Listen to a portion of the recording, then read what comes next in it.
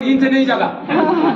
भारत माता की जय कैसा वर्ड से पूरे वर्ल्ड में जेब में हाथ डाल के नहीं बोला जाता है, हाथों को फोल्ड करके नहीं बोला जाता है। भारत माता को सम्मान के साथ हाथों को रेस करके ऊंची आवाज में 3 बार बोला जाता है, क्योंकि भारत माता से उस जवान को युद्ध के दौरान जोश मिलता है, एनर्जी मिलता है, ताकत मिलता है। वॉर शुरू होने से पहले, वॉर खत्म होने के बाद भी भारत माता की जय पुकारते हैं। जब तक आप लोगों का भारत माता ठीक नहीं होगा, 8:30 बजे तक इसी तरह यहाँ पे खड़ा करके रख दूंगा। हर किसी का हाथ ऊपर रेस होगा, जिस किसी का भी हाथ नीचे दिखाई दिया, दिन भर भारत माता पुकारने दूंगा मैं। आप लोग में जोश है? आप लोग खिलाएगा? जोश ही नहीं, आप लोग में जोश है? हाउ द जोश? हाउ द जोश? यहाँ से आवाज ज्यादा, इस साइड में जोश ज्यादा। हाउ द जोश? हाउ द जोश? दोनों मिला के हाउ द जोश? यही जोश चाहिए मुझे भारत माता में। चले दोबारा भारत माता को इसी जोश में सम्मान के साथ आप लोग चले दोबारा शुरू कीजिए। भारत माता की जय! भारत माता की जय! भारत माता की जय! थैंक यू सर, जय हिंद। भारत माता की जय हमेशा इस तरह जोश के साथ, सम्मान के साथ बोला जाता है। अभी आप लोगों को मैं यहाँ पे कारगिल वॉर के बारे में ब्रीफिंग करने जा रहा हूँ, आप लोग ध्यान से सुन लेना। सबसे पहले इस टैरियन मॉडल के अंदर जितना भी रेड लाइन में आप लोगों को दिखा रहा है, ये रोड से, कोई कच्चे रोड कोई पक्के रोड। इसके अंदर जितना भी ब्लू लाइन में आप लोगों को दिखा रहा है, ये रिवर से, कोई छोटे रिवर कोई बड़े रिवर। चाइनीज से 2 बड़े रिवर इंडिया के ऊपर है, एक है इंडस रिवर, दूसरा है शिंगू रिवर। उसके बाद पाकिस्तान से इंडिया की ओर एक रिवर आ रहा है जिसका नाम है शिकारा रिवर, आपके सामने ठीक।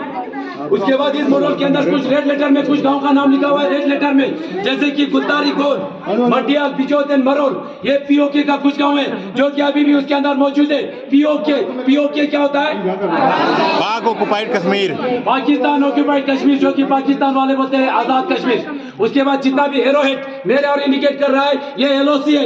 एलओसी क्या होता है?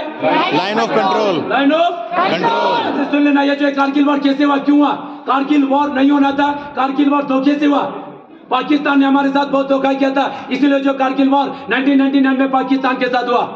1999 से पहले इंडियन आर्मी और पाकिस्तान के बीच में एक एग्रीमेंट के ऊपर साइन किया गया था कि विंटर्स की टाइम पे दोनों मुल्क उस हाइट के ऊपर नहीं बैठेंगे जहां पे ज्यादा बर्फ होते हैं। ना तो इंडियन आर्मी ना तो पाकिस्तान के रेंजर्स, उनको रेंजर्स बुला जाता है। क्या बुला जाता है? रेंजर। इंडियन आर्मी एग्रीमेंट के हिसाब से नीचे डाउन हुआ, मगर पाकिस्तान ने ऐसा नहीं किया। पाकिस्तान धीरे धीरे अंदर आना शुरू हो गया और हमारा कुछ पोस्ट धोखे से चोरी छुपाते ऑक्यूपाई किया। वो कौन सा पोस्ट है आप लोग ध्यान से देख लेना।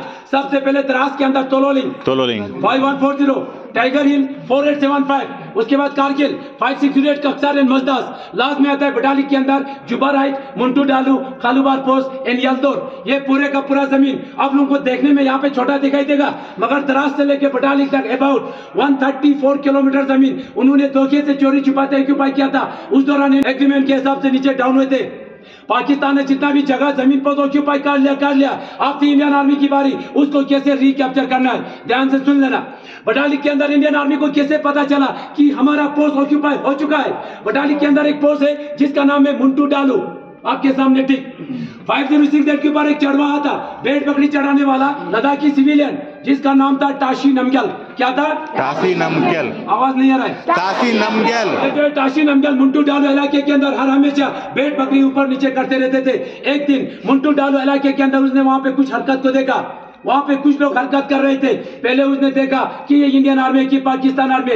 वहां पे उसने देखा लंबे चौड़े पठानी सूट में 8 से 10 लोग पत्थर से बंकर बना रहा था। उनको कंफर्म हुआ कि ये इंडियन आर्मी नहीं है, पाकिस्तान आर्मी है। इसीलिए फटाफट बटालिक बेस में आके इंडियन आर्मी को इंफॉर्मेशन दिया जाता है, सर मुंटू डालू इलाके के अंदर कुछ हरकत हो रहा है, आप लोग देख लेना बोल के। इंडियन आर्मी फटाफट एक्टिवेट हो जाता है और यहाँ पे एक पेट्रोलिंग तैयार किया जाता है। उस पेट्रोलिंग कमांडर का नाम था कैप्टन सौरभ कालिया। क्या था? कैप्टन सौरभ कालिया। कैप्टन सौरभ कालिया के साथ 10 जवान इंडियन आर्मी द्वारा यहाँ से पेट्रोलिंग के लिए भेजा तो जाता है, वहां से एक भी वापस नहीं आया। 10 की 10 पूरा शहीद कर दिया पाकिस्तान वालों ने। इसीलिए फटाफट इंडियन एयरफोर्स द्वारा यहाँ पे एक ऑपरेशन लॉन्च किया जाता है। उस ऑपरेशन का नाम था ऑपरेशन सफेद सागर। ऑपरेशन सफेद सागर इसलिए नाम दिया गया क्योंकि ज्यादा हाइट होने की वजह से इंडियन आर्मी और इंडियन एयरफोर्स दोनों मिलकर उस ऑपरेशन को सक्सेसफुल बनाया। ऑपरेशन तो सक्सेसफुल हो गया, मगर खालूबर 4812 के ऊपर हमारी 111 गोरखा राइफल का कैप्टन मनोज कुमार पांडे बहादुरी के साथ, ईमानदारी के साथ लड़ते लड़ते वहां पे वो शहीद हो गया। उनकी वीरता को देख के, उनकी बहादुरी को देख के भारत सरकार द्वारा उनको सबसे पहले परमवीर चक्र से सम्मानित किया गया। नेक्स्ट आता है द्रास के अंदर तोलोलिंग। ये जो है तोलोलिंग मेन था, हमारे लिए बहुत ही जरूरी था। क्यों जरूरी था? क्योंकि श्रीनगर से आते समय ये जो रेड लाइन आ रहा है द्रास होते हुए कारगिल से रेड लाइन आ रहा है लेह लद्दाख तक, ये हमारा NH1 है, नेशनल हाईवे 1 तोलोलिंग के नीचे से आता है, इसीलिए ये पाकिस्तान के निगरानी में था। अगर आज हम सबसे पहले तोलोलिंग को रिकैप्चर नहीं करते तो आज यहाँ पे कौन होते? कोई नहीं सर। ऐसा होने देते? नहीं। ऐसा होने देते? नहीं। ऐसा न हो तोलोलिंग को रिकैप्चर करने के लिए कैप्टन विजय थापर को टास्क मिला। कैप्टन विजय थापर बहादुरी के साथ तोलोलिंग को रिकैप्चर करने के बाद 22 साल की उम्र में यहाँ पे शहीद हो गया, जिसका द लास्ट पोस्ट आप लोग यहाँ पे जरूर पढ़िए। द लास्ट पोस्ट करके आप लोग को प्राउड फील होगा, फख्र महसूस होगा।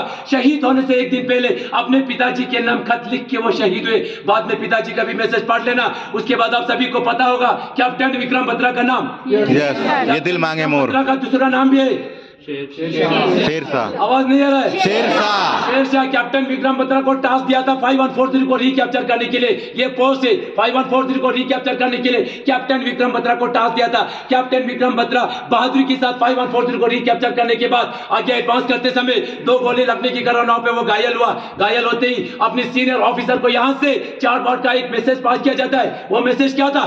दिल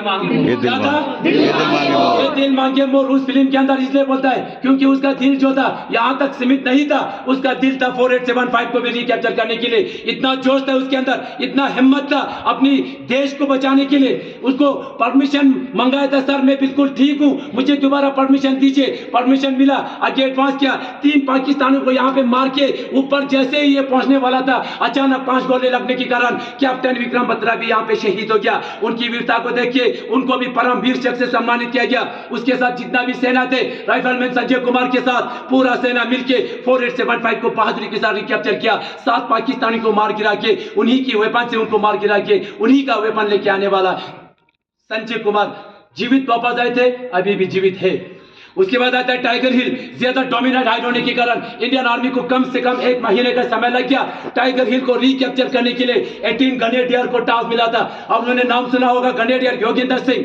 ग्रेनेडियर योगेंद्र सिंह के साथ जितना भी सेना थे, टाइगर हिल को बहादुरी के साथ रिकैप्चर तो कर लिया, मगर योगेंद्र सिंह को टाइगर हिल के ऊपर 17 गोली लगने के बावजूद भी वहां पे तिरंगा लहरा के भारत माता पुकार के वहां से वो जीवित वापस आए थे, अभी भी जीवित है। लास्ट में आते हैं कारगिल 568 कक्सारन मजदास। ये भी पाकिस्तानी ऑक्यूपाई करके रखा था। इंडियन नेवी द्वारा लास्ट में यहाँ पे ऑपरेशन लॉन्च किया गया। उस ऑपरेशन का नाम था ऑपरेशन तलवार। ये जो है कारगिल वॉर 1999 एक्चुअल में शुरू हुआ था 42 से 2 मई को, और कारगिल में आके 26 जुलाई को ये वार खत्म हो गया। कम से कम इंडियन आर्मी को 3 महीने का समय लग गया। पाकिस्तान ने जितना भी जगह जमीन पोस्ट ऑक्यूपाई करके रखा था, इंडियन आर्मी ने 3 महीने के अंदर पूरे का पूरा रिकैप्चर किया। पाकिस्तान को यहां से एक भी टुकड़ा लेके जाने नहीं दिया। इसीलिए हर साल 26 जुलाई को कारगिल विजय दिवस मनाते हैं। और इस दौरान इस देश की सुरक्षा करते करते उन माओं का 3 महीने के अंदर 557 इस देश के लिए शहीद हुए और 1100 से ज्यादा यहाँ पे घायल हुए। Thank you. जय हिंद। जय हिंद। Thank you. चलिए।